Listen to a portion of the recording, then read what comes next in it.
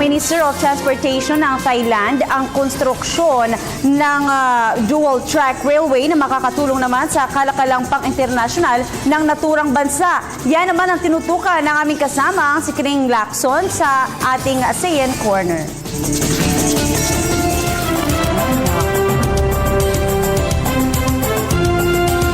Isusubasta ng Ministeryo ng Transportasyon ng Thailand ang konstruksyon ng dual-track railway ng rutang Chira-Khon-Kaen.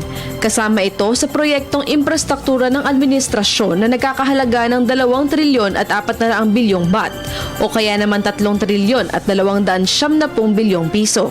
Ang dual-track railway ng rutang Chira-Khon-Kaen ay 185 kilometro ang haba. Ito ang magiging unang proyektong infrastruktura na nasa ilalim ng pangangasiwa ng National Council for Peace and Order o NCPO na maaaring isubasta sa katapusan ng taon.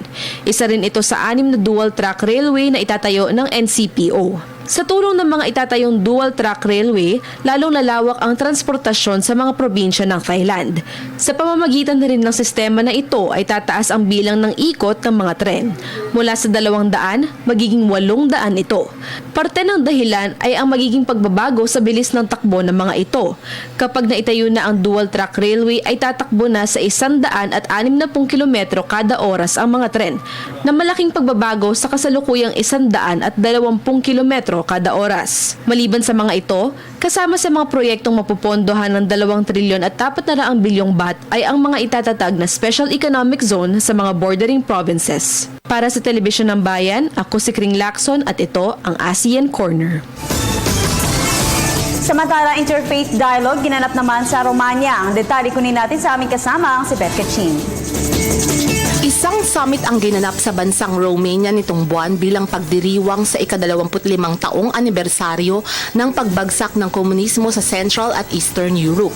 Sa nasabing summit ay naging tampok ang pagkakaroon ng pandaigdigang kapayapaan, kaya't dumalo ang peace advocates na sina Manny Lee at Nam Hee Kim ng HWPL at IWPG.